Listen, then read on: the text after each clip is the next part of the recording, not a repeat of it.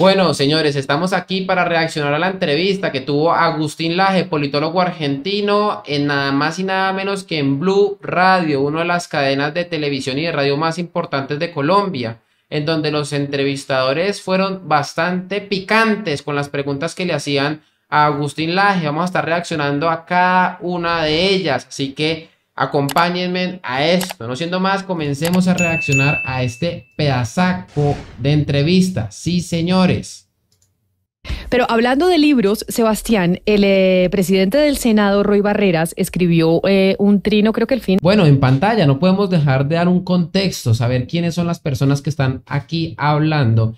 Principalmente Camila Zuluaga, una mujer bastante feminista, bastante progre, a favor del aborto. Por ejemplo, tenemos por aquí un tuit de la señorita Camila Zuluaga, que es también presentadora en cadena de televisión, que dice lo siguiente: no estoy de acuerdo con que el Partido Conservador quiera retroceder frente a lo que ya decidió la Corte Constitucional sobre el aborto.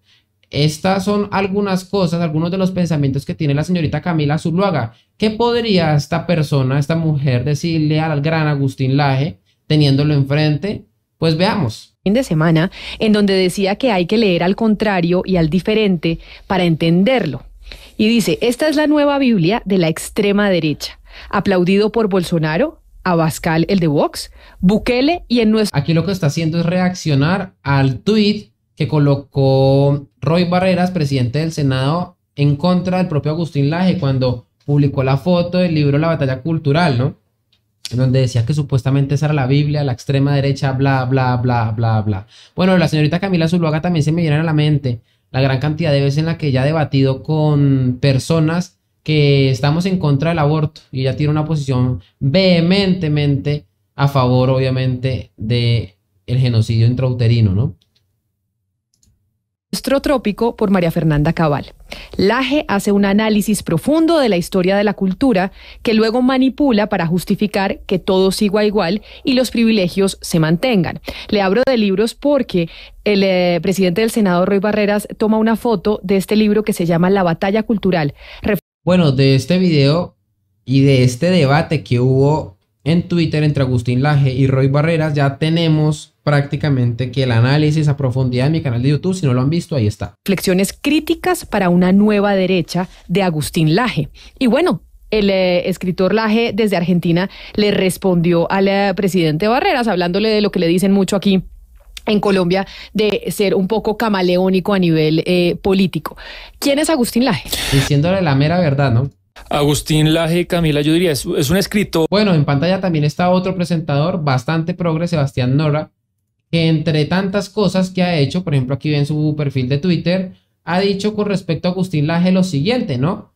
Por ejemplo, en el mismo tuit de Roy Barreras, ensañado en contra de Agustín Laje, el propio Sebastián Nora le dice: Laje es bastante flojo, senador. Pues bueno, vamos a ver qué es capaz de decirle Sebastián a Agustín Laje cuando lo tenga enfrente, ¿no? Y politólogo argentino, tiene 34 años, es joven y él, digamos, ha hecho muy conocido en América Latina, tiene un público importante, él haciendo divulgación de temas políticos y económicos. Yo, ¿cómo definiría a Laje? Hay gente que lo define como un libertario, yo creo que es más un conservador con ideas de libertades económicas. Realmente su relanzamiento o cuando se hizo muy popular fue por un libro que escribió en el 2016 que se llama El Libro Negro de la Nueva Izquierda. Él, digamos, viaja mucho y si usted un poco ve lo que él hace en sus redes sociales, va a medios de comunicación, a centros de pensamiento donde debate, donde tiene diferentes momentos para intercambiar y debatir. Es picante, entonces acá lo tenemos en línea y verá usted que si es conservador, si libertario, o él nos dirá qué es. Señor Laje, bienvenido. Mil gracias por aceptar conectarse con nosotros y estar también aquí en nuestro canal de YouTube en Blue Radio en vivo. Qué placer. Llega el papu, ¿no? Llega el papu y le dice Camila Zuluaga: qué placer tenerlo aquí, ¿no? Poder hablar con usted el día de hoy. La hipocresía por delante, ¿no? ¿Qué tal? Muy buenas, gracias por la invitación, es un placer. Y estamos hablando con usted, entre otras, porque el presidente del Congreso colombiano pues publicó un trino con una foto de su libro hablando de cómo, pues al contrario, hay que entenderlo para poder debatirlo. Y usted le responde: estimado Roy, muchas gracias por leer mi libro, pero permítame disentir con su conclusión. La nueva derecha no busca dejar todo como está, al contrario, busca, por ejemplo, combatir a los parásitos y camaleones de la casta política como usted, de Uribe a Esa respuesta fue muy épica. Petro, y sin ruborizarse. Entonces, a eso le responde el presidente del Senado, Roy Barreras, diciendo pues que lamenta mucho que la respuesta se vaya a ataques personales y no a temas más profundos. No encuentro el trino específicamente de respuesta que le da el presidente del Senado, Roy Barreras, pero por lo que recuerdo, más o menos es algo así. Bueno, vamos a ver, primero que nada, no es un ataque personal, es un ataque político. Sería un ataque personal si yo me hubiese referido, por ejemplo, peyorativamente respecto de su ropa o de alguien de su familia o de alguno de sus gustos particulares. Yo me refería a una situación política y también él acusa de que yo lo insulté, y en verdad yo no lo insulté, yo lo describí. Porque en efecto una persona que pasa desde Uribe hasta Petro, pasando entre medio por Santos y sin ruborizarse, y que se mantiene desde hace décadas en el poder, gozando de los impuestos de los colombianos, precisamente es un camaleón por un lado y un parásito de la casta política por otro. Pero además aprovecho para decir algo más, y es que yo no creo que él realmente haya leído el libro. En el trino él empieza diciendo que hay que leer, al contrario, para poder comprenderlo. Yo sinceramente, por el tipo de reflexión que él hace, dudo mucho que lo haya leído. La gente en el chat va comentando, ¿no? Laje es el mejor. Bueno, bienvenido Agustín, sigue adelante. Laje es brutal, peinó a Ratarroy.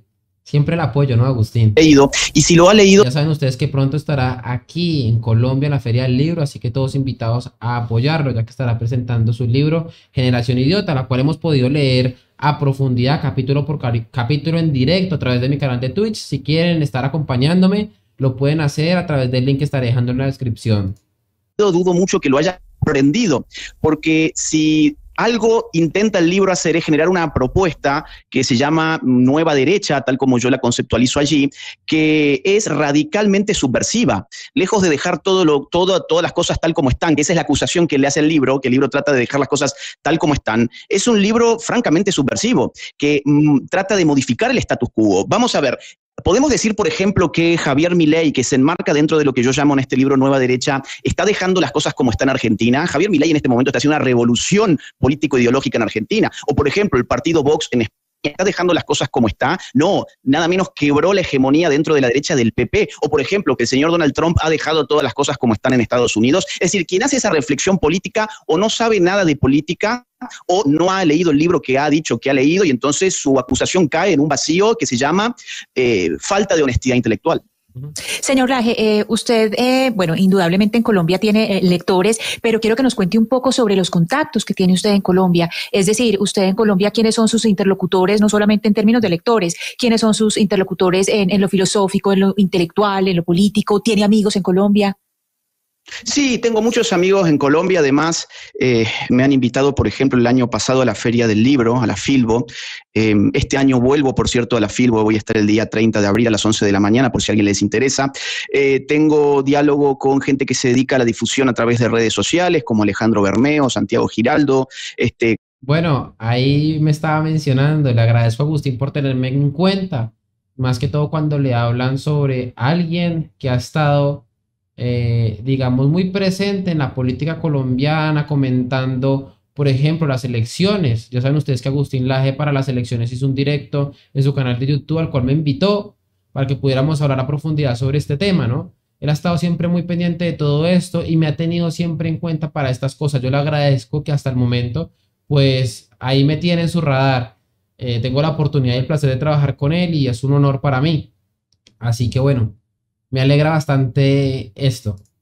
Con gente que está en el mundo de los think tanks, como Samuel Ángel. He conocido personalmente a figuras de la política, como por ejemplo los candidatos de la última elección, que fueron más bien por derecha, John Milton y Enrique Gómez. Conozco periodistas, intelectuales, influencers de redes sociales, políticos. Tengo muchos amigos por allí. Señor Laje, yo quisiera un poco descifrarlo usted. No sé si usted se acerca más a... Bueno, ya están ustedes, ¿no? Aquí en pantalla el señor que dice que, bueno, Agustín Laje es bastante flojo, ¿no? Vamos a ver qué es capaz de decirle ya que lo tiene enfrente. El conservadurismo o a las ideas libertarias. Se lo pregunto porque un poco las personas que representan ciertas ideas libertarias en América Latina, la prensa y muchas personas los encasillan como extrema derecha. Y usted propone un movimiento de nueva derecha, pero yo creo que un libertario de verdad no está ni a la derecha ni a la izquierda, está en otro lugar. Pero usted, ¿desde dónde se define y desde qué lugar cree que habla? Yo, con base a lo que he podido ver y analizar a profundidad el señor Sebastián Nora, es que es un libertario del estilo de Gloria Álvarez, bastante progresista. Sus posiciones son obviamente como esos libertarios que socialmente, bueno, tiran más para el lado del nihilismo, del progresismo, que intentan validar todo básicamente en ese libertinaje en donde usted puede hacer y deshacer con su vida lo que quiera, ¿no? Y obviamente la visión que tiene Agustín Laje, que siempre ha defendido Agustín Laje, es una idea y una cosmovisión bastante más conservadora, en donde se defienden principios y valores, obviamente heredados de la tradición, de la religión católica, la religión cristiana. Pero obviamente yo sé que este tipo de libertarios no le calan, no les gusta, y por eso tienden a decir que es que somos bastante flojos. No es que seamos bastante flojos, es que entendemos muy bien cómo funciona la sociedad, cómo funciona la civilización occidental, cómo se ha sedimentado, cómo se ha construido también, ¿no? Pero yo sé que a los progres de ese estilo no les interesa, están constantemente vilipendiando esa civilización que les ha otorgado la libertad que hoy disponen, ¿no? Para defender todo tipo de cosas. Pero bueno, continuemos. Yo creo que no se puede estar por fuera del eje político izquierda y derecha simplemente porque es el eje político que las masas utilizan para inteligir la variedad ideológica a disposición en la oferta política del momento. Por algo... Eso es algo que el propio Agustín Laje defiende y desarrolla muy bien en su libro La batalla cultural, en donde él demuestra y sostiene de que la dicotomía o, bueno, la forma en la que las personas se refieren al panorama político entre derechas e izquierdas, pues sigue vigente, ¿no? Porque simplifica con la persona del común el debate, el tema político en esencia, ¿no?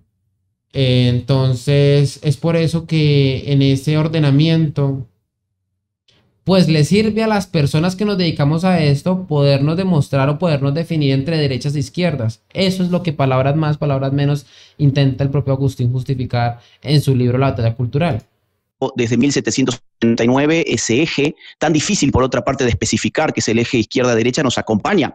Por ejemplo, yo en este momento me encuentro en España. Si yo salgo a la calle y le pregunto a cualquier persona que pasa por la calle en qué consisten los partidos políticos españoles, me van a responder en términos de izquierdas y de derechas. Si yo en Colombia pregunto, por ejemplo, cuál es la diferencia ideológica entre Petro y Uribe, es muy probable que la respuesta gire en torno a esos significantes. Uno es de izquierda, otro es de derechas. Yo creo que dentro del libertarismo, en todo caso, hay una tendencia más bien hacia la izquierda cultural, que está representada por libertarios progresistas, que apuntalan agendas globalistas, que no quieren hacer críticas para con los organismos supranacionales, que no quieren hacer críticas para con la sociedad de consumo progresista. Ahí le está cayendo toda la crítica, obviamente, al señor Sebastián, ¿no? Que no se animan a criticar a Hollywood, a Netflix, al mundo de la farándula. Y por otra parte hay libertarios que van por derecha, donde ya han pateado un poco el tablero, se han reacomodado a las condiciones políticas de la discusión del siglo XXI y se animan a llevar la cosa de una manera mucho más profunda al terreno cultural. Un ejemplo de esto último es Javier Milei en el caso argentino. Ya hablaremos de Javier Milei porque me interesa poder hablar de él con usted, ya que se vienen las elecciones muy pronto en su país. Pero usted dice que viene para la Filbo este año. La Filbo es ya la próxima semana, y que además ha estado en varias oportunidades aquí en Colombia. ¿Usted cree o ve por lo menos semillas en nuestro país de un movimiento libertario, como por ejemplo ha sucedido en Argentina y que ya tienen este candidato presidencial como es el señor Milei? ¿Usted ya ve cuando ha venido y ha hablado con gente acá, con todos los que nos menciona, que ese movimiento está en auge en Colombia? Mire, yo no sé si está en auge, pero estoy convencido de que tal va a ser el daño que va a generar Petro en Colombia, de la misma forma que Boric en Chile, o de la misma forma que lo ha generado Pedro Castillo en Perú, o de la misma manera que lo ha generado el kirchnerismo en mi propio país. Es tal el daño que indefectiblemente va a surgir una reacción. Ahora, ¿cuál va a ser la especificidad ideológica de esa reacción? Yo puedo olfatear que va a venir por una combinación entre una agenda cultural más bien conservadora, si esa es la categoría que queremos usar, y una agenda político-económica más bien libertaria. En esa síntesis es donde yo encuentro del concepto de nueva derecha. Yo no creo que todavía eso sea en Colombia un movimiento masivo. Yo creo que tiene recién a partir del último año, de los últimos 2 años, células de influencers, de referentes que están empezando a aparecer, de gente que está empezando a discutir distintos temas, pero esas se pueden convertir, ¿por qué no en masas? Como insisto, ha pasado en Argentina, ha pasado en Chile, ha pasado en Perú, ha pasado en Costa Rica, ha pasado en Estados Unidos, ha pasado en España, y no veo por qué Colombia tendría que ser una excepción. Ahora bien, insisto con esto, yo no diría simplemente libertario, coincido con la persona que me hizo la pregunta anterior de que no simplemente se puede hablar de libertario, por lo menos en mi caso, yo tengo algunos componentes libertarios, otros componentes conservadores, otros componentes nacionalistas, y creo que el momento actual es de tal redefinición ideológica que amerita conjugar categorías y ver qué cosas nuevas salen. Y en ese sentido, Colombia creo que va a experimentar la irrupción de nuevos espacios o nuevas ideas políticas. Creo que obviamente incentivado por el mal gobierno de Gustavo Petro. Es decir, el propio Gustavo Petro va a incentivar que en Colombia se empiezan a gestar movimientos en reacción, obviamente, a su mal gestión, a su mal gobierno. Esperemos que esto se haga una realidad, se empiece a manifestar de forma seria, de forma correcta. Señor Agustín, usted habla de la cultura como ese elemento que produce estos cambios. La cultura produjo que estemos en esta, digamos, ola de izquierda en varios gobiernos de América Latina, pero si lo entiendo bien, usted dice esta ola de izquierda no va a durar mucho, va a producir un efecto pendular que va a dar lugar a una nueva derecha, pero también basada en la cultura. Entonces mi punto es, ¿cómo es la utilización de la cultura o cómo ve usted que esto se pueda poner en función ahora de que lleguen unas derechas que reemplacen a estas izquierdas? Bien, vamos a explicarlo de esta forma. Lo que yo trato de explicar efectivamente es que se ha producido en nuestra región un desajuste entre las exigencias del sistema económico-político con la realidad del sistema cultural. Pensemos, por ejemplo, en Chile. Chile teniendo una economía muy sana, una economía envidiable para muchos países como el mío, por ejemplo. Sin embargo, generó tal revolución política que terminan en estos momentos discutiendo por segunda vez un texto constitucional. ¿Qué fue lo que pasó en Chile? En Chile no hubo un estallido que podríamos decir económico. No es cierto que los problemas de octubre del año 2019 hayan sido por un estallido de crisis económica. Crisis económica, por ejemplo, tiene la Argentina con más de 100% de inflación. Eso es lo que más me deja impactado y desilusionado con el panorama político en Colombia, ¿no? De que en Chile para la población obviamente de jóvenes se creían que supuestamente con Boric y con una revolución de esa línea iban a mejorar la situación en el país, ¿no? Incentivados supuestamente que porque habían subido el pasaje del metro unos cuantos centavos, ¿no? Pero aquí en Colombia que la gasolina no ha parado de subir, de que tiene los precios más altos en los últimos años, sin lugar a dudas, gracias a que el propio Gustavo Petro, incentivado por la Agenda 2030, ha quitado del medio esos subsidios que financian el petróleo y obviamente todos los combustibles en el país, pues no ha pasado absolutamente nada que haga que las personas salgan a las calles porque todo está más caro, evidentemente, en gran parte porque los combustibles están más caros. Entonces yo me pregunto, si esto no incentiva que la gente se tome las calles, ¿qué lo hará? ¿Qué lo hará? Es una lástima, pareciera que es un país que a la gente no le doliera. Si esto no incentiva que la gente salga a las calles, haga un plantón, haga una huelga grande a las afueras de la Casa de Nariño, a las afueras de todos los partidos que están en este momento de pipí cogido con el gobierno, que están en coalición con ellos. Entonces, ¿qué lo hará? ¿Qué lo hará? Es que no ven lo que ha hecho el gobierno de Gustavo Petro. Y él va allá a dar discursos en la ONU, hablando supuestamente de lo malo y lo perverso que son los combustibles y que por lo tanto toca dejar de subsidiarlos, mientras la gente aquí en Colombia todavía se sigue muriendo de hambre.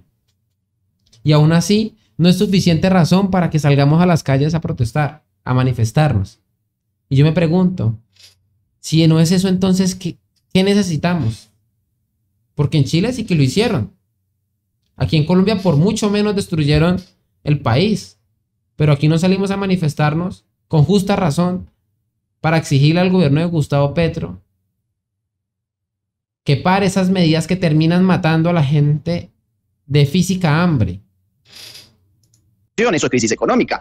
tampoco podemos decir que ha habido un desajuste en el sistema político propiamente dicho. Ha habido un desajuste en el sistema cultural, donde se generaron generaciones de personas que pensaban conformes a categorías socialistas y que vivían, sin embargo, en un entorno, digamos, de libre mercado capitalista. Entonces, ese desfasaje entre las esferas del sistema social es lo que generan una crisis en la hegemonía. Lo mismo entiendo que ha pasado, insisto, en Argentina, en Perú, en Colombia y en muchos otros lugares. Por eso es que yo digo que el conflicto está en la cultura. Allí donde pensábamos que no había política, sí hay política. En el aula de un colegio, en el aula de una universidad, en una currícula escolar, en una serie de la televisión, en una canción, en una película, en un cartoon. Ahí hay política porque se está jugando culturalmente. Ahora, usted me dice, ¿y la nueva derecha qué tendría para decir culturalmente de esto? Entre otras cosas, yo creo que la propuesta de nueva derecha pasa por redefinir al pueblo. El pueblo, claro, pero ahí yo me le meto, don Agustín. Es que yo me le meto ahí con la nueva derecha para ser mucho más preciso y conciso, poniendo ejemplos. Sí. Lo decía mi compañera Claudia Palacios. El péndulo hoy en día está hacia la izquierda en América Latina, pero los 3 gobiernos con mayor favorabilidad son de derecha. El señor Nayib Bukele, Luis Abinader de República Dominicana y Rodrigo Chávez de Costa Rica.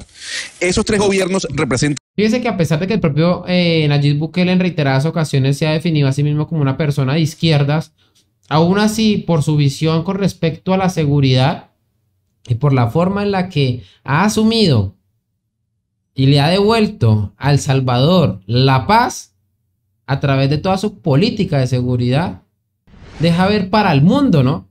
De que él es una persona de nueva derecha, imagínense. La nueva derecha, esa forma de gobernar nacionalista, populista, sobre todo la de Abinader y la de Bukele. Sí, yo creo que en algún sentido lo representan, yo creería que lo representaba mejor Bolsonaro. Bukele habría que ver algunos otros aspectos, pero en su determinación, ¿para qué? Para generar una fractura en el discurso entre el pueblo que quiere la paz, que quiere la seguridad, que quiere el trabajo, que quiere la honradez, y enfrente el antipueblo, los delincuentes, el crimen organizado, el narco, las maras, las pandillas. Eso es una dialéctica que sí se inscribe en lo que se puede llamar nueva derecha en la medida en que no prescinde del sujeto popular. Lo que tiene la vieja derecha es que le asqueaba el pueblo. No podía hablar de pueblo, solamente podía llegar a hablar de las instituciones. Una nueva derecha es radicalmente democrática en el... Vamos a preservar las instituciones, que es lo que vale en este país. No se dirigía directamente al pueblo, que es lo que sí hace efectivamente Nayib Bukele, y en ese aspecto creo yo que lo que deberíamos hacer como un movimiento que reaccione en contra del nefasto gobierno de Gustavo Petro es efectivamente un discurso que vaya dirigido especialmente a la gente de a pie, que se está viendo afectada con las medidas nocivas que ha tomado el presidente Gustavo Petro. Hacer política desde ese espacio y dirigiéndonos directamente al sentido común y a las dolencias de la persona de a pie, yo creo que va a calar muy, pero muy bien. Sentido de que rehabilita a un pueblo que es el pueblo que se pueden llamar las mayorías silenciosas. Pero esa nueva derecha también es ultraconservadora en lo social. Y nos vamos, ya mi compañero le va a preguntar por Javier Milei, el candidato, pues que creo que es el que usted... Obviamente es lo que le preocupa a la señorita Camila, ¿no? De que sea ultraconservadora en lo social, ¿no? Ya que está a favor del aborto, del feminismo, de la ideología de género, del matrimonio igualitario, bueno, bla.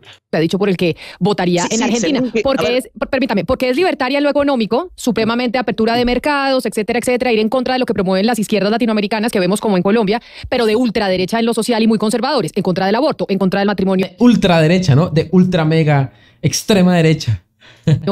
Igualitario y esas otras cosas, ¿o no?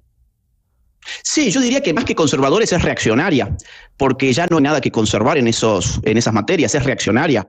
Y efectivamente lo que se puede buscar, por ejemplo, en las cuestiones de ideología de género, el problema de la ideología de género, que no es un problema estrictamente económico, se vuelve muy importante incluso para libertarios en la medida en que se empieza a visualizar la ideología de género como una imposición del Estado. Entonces ahí se podría decir, bueno, ¿es una agenda conservadora la de la lucha contra la ideología de género? Yo diría, en parte sí, pero en parte no. En parte también es una lucha que puede muy bien ser catalogada como libertaria en la medida en que no hay triunfo de la ideología de género sin el estatismo. O, por ejemplo, el tema del aborto. Digo, las legalizaciones del aborto ponen al Estado, entre otras cosas, a funcionar en la dádiva de abortos. Entonces, desde una visión libertaria, no solamente conservadora, uno también podría establecer allí una crítica.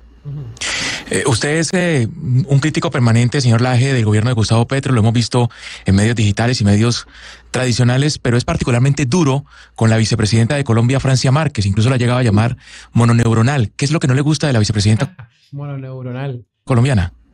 Pero no solo eso, sino que llamar a alguien mononeuronal y sobre todo a una vicepresidenta, pues es una ofensa y es un insulto.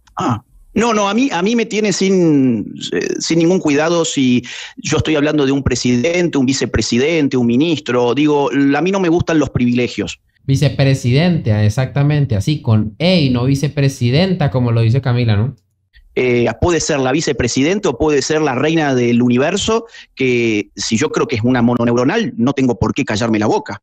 Entonces, a ver, ¿por qué lo creo? En primer lugar, porque no pudo sostener ni siquiera con un mínimo de solidez intelectual su reivindicación atroz a la dictadura castrista. Pero ni con un mínimo, y aparte haciendo gestos como una pandillera, gestos como si estuviese en un desafío de freestyle de hip hop. Yo no caí en la cuenta, porque ustedes están hablando pero venga, yo lo interrumpo a usted. Cuando yo le hablé del tema de Roy Barreras, que usted aclaró y dijo, no es un insulto personal describir a alguien, ¿usted no le parece que hablar de la forma en que se mueve una persona, de cuando dice de freestyle, de hip hop, cuando sabemos las connotaciones que tiene eso, sobre todo desde de donde viene la vicepresidenta, sí decirse realmente no a los ataques, no a la confrontación ideológica y al debate ideológico como tal, sino atacar por el tema personal y por el tema... No, es que ella cae en eso efectivamente porque no haya la forma de poder no decir de forma abierta y concisa de que Cuba es una dictadura. Ella por eso utiliza todas las maromas posibles. Echa mano obviamente de ese freestyle. Y eso es lo que uno remarca obviamente porque detrás de eso está negando que en Cuba se están violando los verdaderos derechos humanos, ¿no? Pero no porque uno en el fondo esté criticando que esté haciendo freestyle. Son cosas totalmente diferentes. ¿Físico y por el tema de cómo se comporta una persona? Bueno, es que cómo se comporta una persona y qué es lo que dice en política es sumamente relevante. Justamente, que sea una vicepresidenta y que parece que está dando un freestyle de hip hop, bueno, a mí me causaría un poco de vergüenza ajena y habla a las claras de la decadencia de la casta política en toda América Latina en general, porque en Argentina tampoco son Claro, distintos. pero es como si dijéramos que Milei, que parece un cantante de rock de hace 100 años, no demostrara la decadencia argentina. O sea, es como si esas formas de Milei que vemos un señor que está en todas las formas y que parece de verdad la decadencia del rock argentino, estando como uno de los candidatos más importantes, pues no demostrará la decadencia de la gente que está votando o que lo sigue. Es como si nos fuéramos a ese argumento. No es que yo quisiera caer en eso, sino que es que me parece que el argumento es como si yo le dijera eso. Bien, dos cosas. Eso es lo que dicen de Javier Milei absolutamente todos los días las personas que tienen el poder mediático en la Argentina, con lo cual no es nada nuevo lo que usted está diciendo. Por otra parte, hay una gran diferencia entre Javier Milei y esta señora, y es el contenido intelectual de sus afirmaciones. En el caso de esta señora, estuvo intentando durante varios minutos justificar las atrocidades de un régimen comunista, el cubano, y estuvo intentando justificar casi en calidad de matona el hecho de que utilizara un helicóptero para sus viajes personales. Entonces, que utilizara su helicóptero para viajes personales. Tremendo, brutal. Entonces hay una diferencia. Más allá del tema estético, usted puede gustarle o no cómo tiene el pelo Javier Milei, pero todavía Javier Milei ni vicepresidente ni el presidente de Argentina, ojalá que en algún momento lo sea, y yendo al punto del contenido académico, intelectual que tiene Javier Milei, yo le puedo asegurar que es infinitamente superior a cualquiera de sus interlocutores políticos, motivos que no se animan a debatir con él por lo general. Señor Laje, entenderá que casi todos nuestros oyentes pues hasta ahora se están familiarizando con usted, con Javier Milei, más allá de su simpatía de que usted quisiera que él gane, realmente ¿qué opciones tiene de ganar? Porque si bien puntea en las encuestas, hasta ahora está en un 21-22%, realmente ¿qué chances tiene alguien como él, que no tiene ninguna estructura, que no es un político tradicional, ganarle a fuerzas tan poderosas como el peronismo o el radicalismo? ¿Usted cree que realmente que tiene chances o sencillamente pues sacará una buena votación y su movimiento podrá crecer más adelante?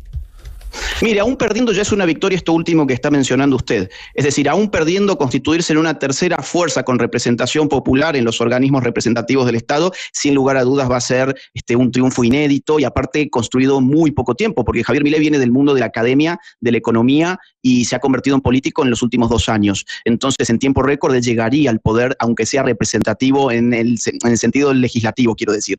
Ahora, ¿qué posibilidades tiene de ganar la presidencia? Mire, en este momento hay encuestas que dan un empate técnico en la primera vuelta, en el segundo lugar. Él estaría casi en un empate técnico con el Frente de Todos. Y en Argentina hay 2 vueltas electorales, como en vuestro país también existe. Esto genera, a ver, si Javier Milei entra en una segunda vuelta, yo creo que tiene muchísimas probabilidades de ganar. ¿Por qué? Porque el macrismo, vamos a ponerlo así, entre el kirchnerismo y el macrismo. Vamos a suponer que Javier Milei entra en segunda vuelta contra el kirchnerismo. El macrismo, el votante macrista, es tan anti-kirchnerista que va a votar sin lugar a dudas a Milei antes que votar al kirchnerismo nuevamente.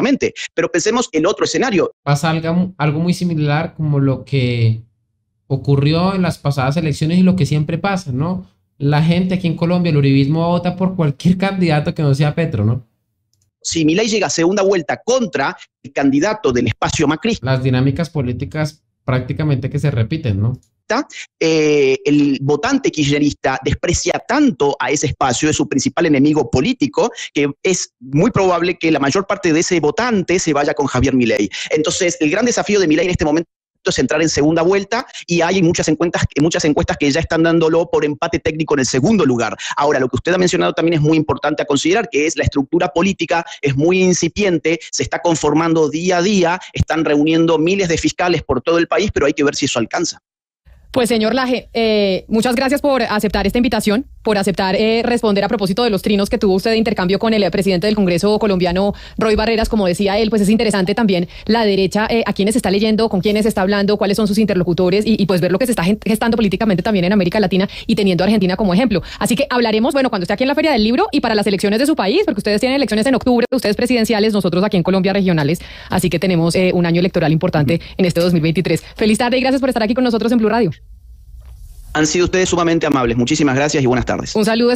Bueno, me alegra bastante que se haya invitado a Agustín Laje a espacios como estos. Tenemos que incentivar, presionar, apoyar para que personajes de este estilo sean invitados constantemente a medios de comunicación como Blue Radio, como, bueno, ya sea Caracol, ya sea RCN, el que sea, pero que nos den espacio para poder hablar y poder colocar, digamos, en cuestión, en debate público, algunas cosas, por ejemplo, que ya se ha aceptado en medios de comunicación grandes, en cadena nacional, como lo es el aborto, la ideología de género, el matrimonio igualitario, bueno, bla, bla, bla, bla, bla, todos estos temas culturales que vale la pena siempre luchar contra ellos, porque, bueno, ya saben ustedes que detrás de estos grandes periodistas y grandes medios hay una agenda, hay una muy buena financiación, y necesitamos, cuando tengamos la oportunidad, colocar las cosas en su lugar y llamarlas por su nombre, que es súper importante, que es lo que hizo también el propio Agustín Laje en esto, ¿no? Les incomodó también que, por ejemplo, a Francia Márquez se le llamara mononeuronal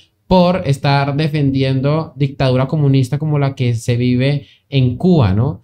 Y bueno, aquí estamos, señores, para seguir reaccionando todos los días a temas del momento que pasan no solamente con respecto a Colombia, sino también al panorama internacional. No olviden suscribirse, dejar su me gusta, un buen comentario. Si no les ha gustado el video, pues también pueden dejar su odio allá abajo. Y bueno, señores, no siendo más, se cuidan. Y bueno, señores, antes de terminar con este pedazaco de video, quisiera recordarle a todos ustedes que pueden apoyar este canal a través de Patreon.